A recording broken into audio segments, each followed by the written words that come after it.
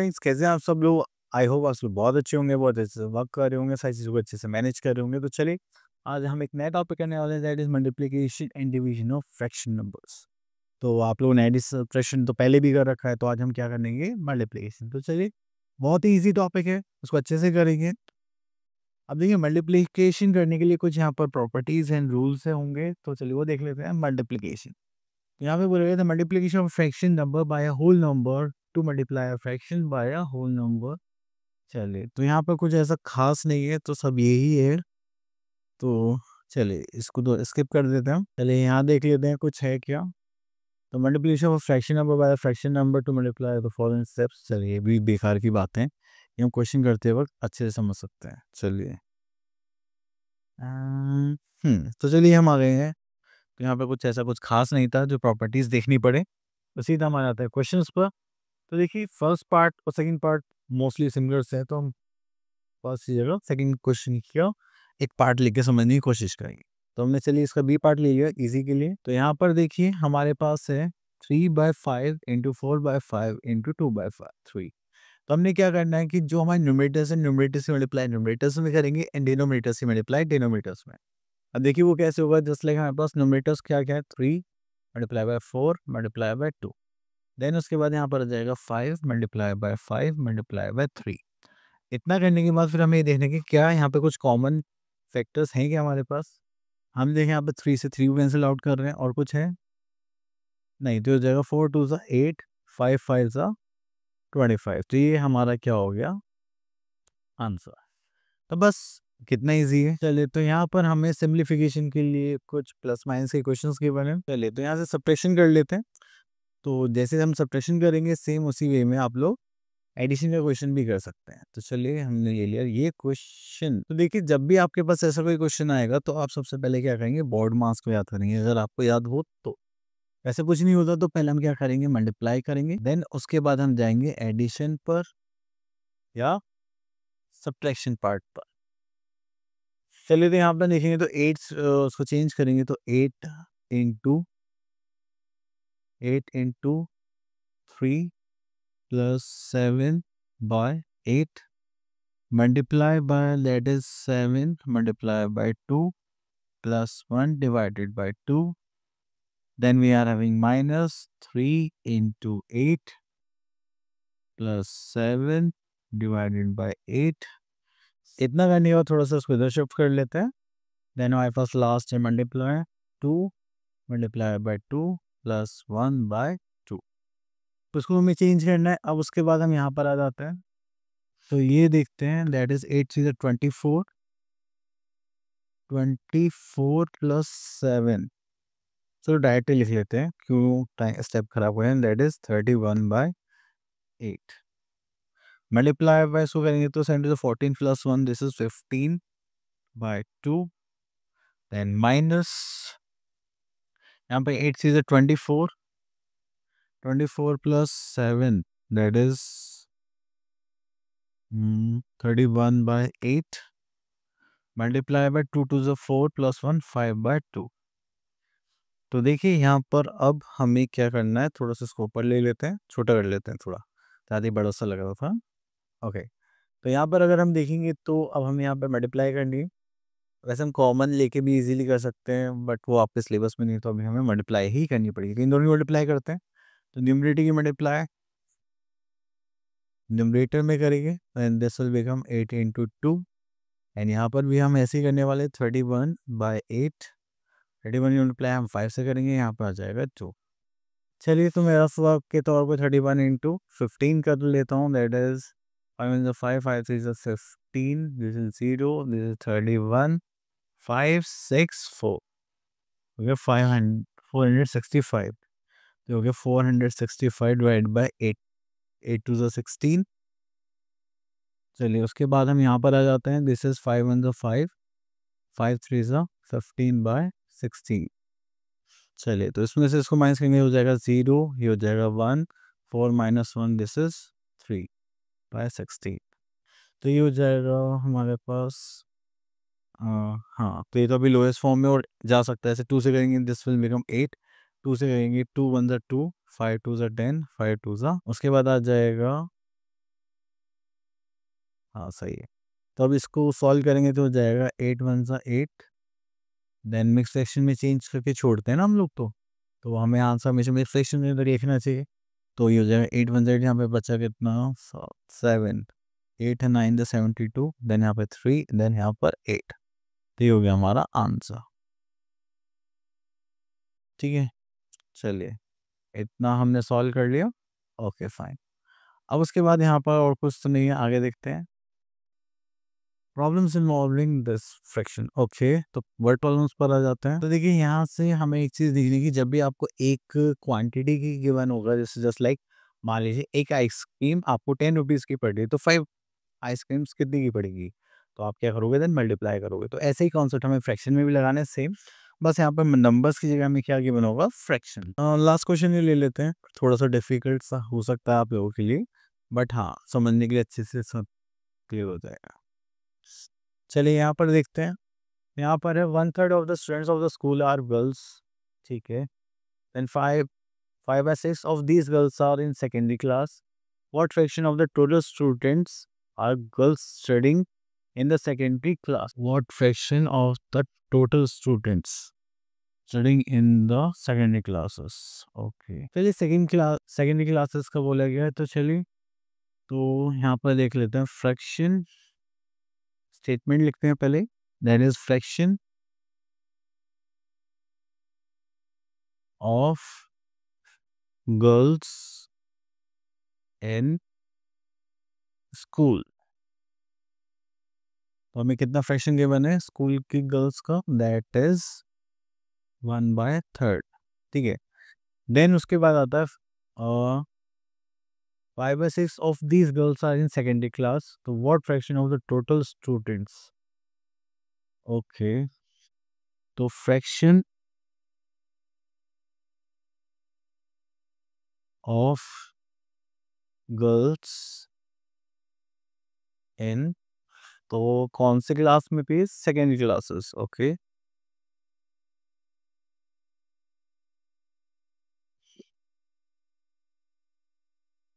ठीक है, तो उसके लिए हमें क्या करना पड़ेगा, 1/3 ऑफ कितना था, 5/6, तो मल्टीप्लाई करेंगे तो 3 5 1 5, 3 6 18।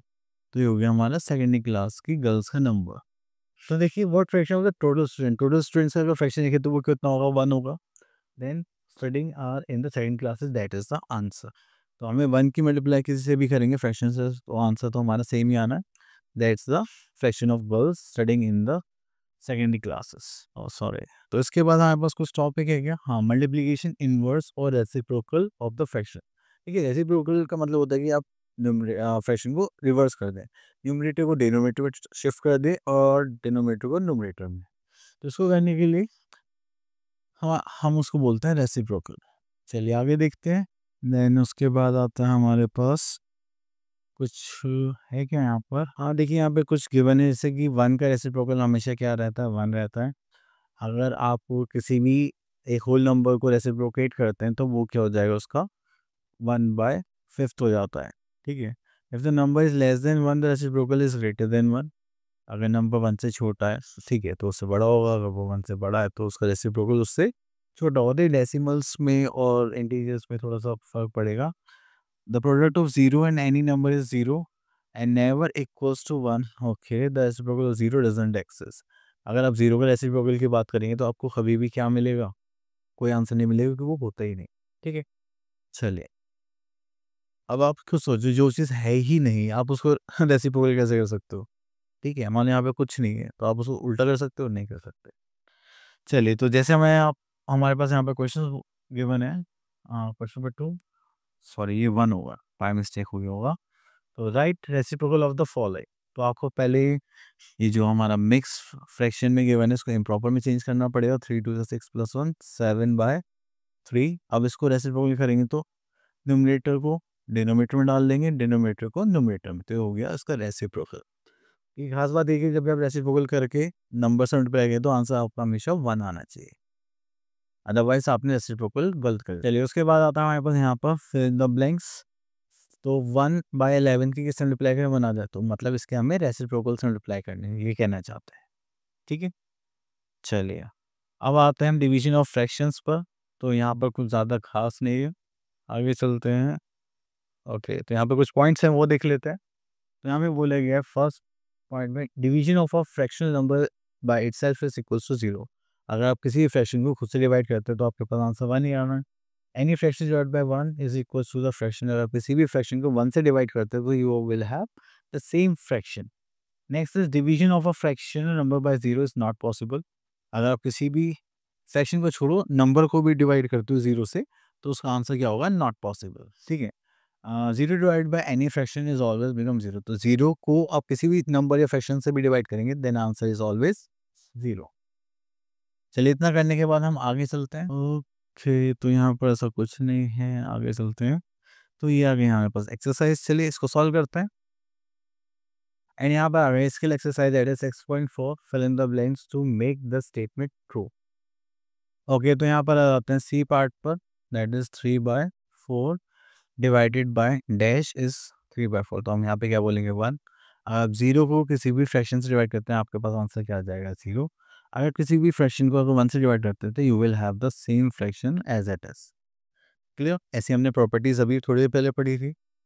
अब देखिए dividing by a whole number, चलिए एक क्वेश्चन देख लेते हैं यहाँ से 10 तो जब भी हम डिवाइड करने के लिए बोला जाएगा तो पहले हम इसको चेंज करेंगे, तो ये हो जाएगा 52 + 1 53/4। यहाँ पे हम डिवाइड का साइन लगाएंगे एंड देन यहाँ पर हमारा आ जाएगा 10 पार्ट।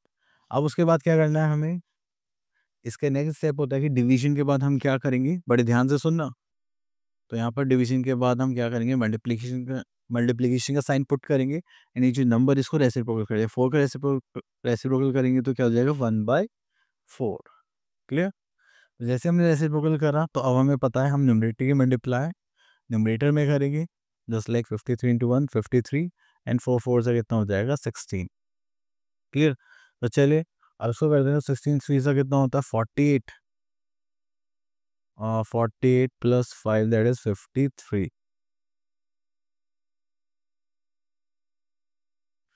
ठीक है, तो ये हो गया हमारा नंबर।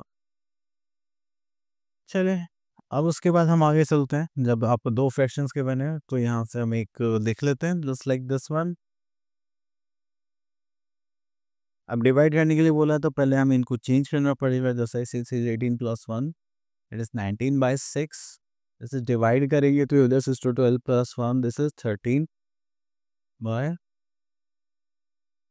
तो डिवाइड की जगह हम सॉरी अभी तो हमें नेक्स्ट स्टेप में देखना है। तो ये हो जाएगा 19/6 मल्टीप्लाई करेंगे, दिस इज 2/13। अब हमें पता है कि न्यूमरेटर की मल्टीप्लाई न्यूमरेटर से करेंगे, डिनोमिनेटर की मल्टीप्लाई डिनोमिनेटर से। तो 19 × 2 डिवाइड बाय 6 × 30। इसको कैंसिल आउट करेंगे, this is 3 and that's it. तो हो जाएगा 19/26। क्लियर? चलिए इतना करने के बाद हम इधर आ जाते हैं। तो यहाँ पर आते हैं हमारे पास कुछ क्वेश्चंस देखें। तो चलिए तो यहाँ पर देख लेते हैं हम सिक्स पार्ट। तो हमारी वर्ड प्रॉब्लम में एंड वर्ड प्रॉब्लम में हमें क्या देखना होता है? लैंग्वेज।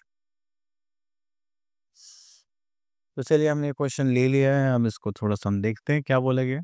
तो Riya needs some pieces of ribbon. तो ठीक है, each piece of 2/5 metre long, how many such pieces can she get from a ribbon of 12 2/5 metre long. तो देखिए हमारे पास एक टोटल रिबन की लेंथ है, हम एक पीस इतने का है, तो नंबर ऑफ पीसेस निकालने हैं। तो जब भी हम डिवाइड काटेंगे पीसेस अलग अलग तो उसमें ऑब्वियस सी बात है हमें क्या निकालना है? डिवीजन का यूज करना है। तो चलिए यहाँ पर लिख लेते हैं टोटल लेंथ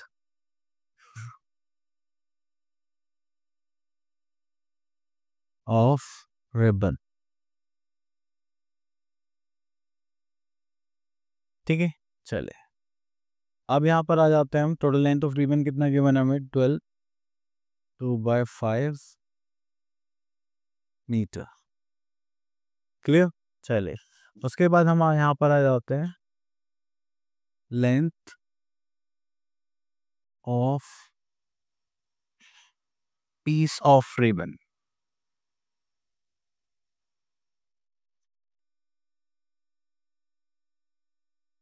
ठीक है, वो कितना हो जाएगा हमारे पास 2.2/5 मीटर। देन उसके बाद हमें क्या निकालना है, नंबर ऑफ पीसेस।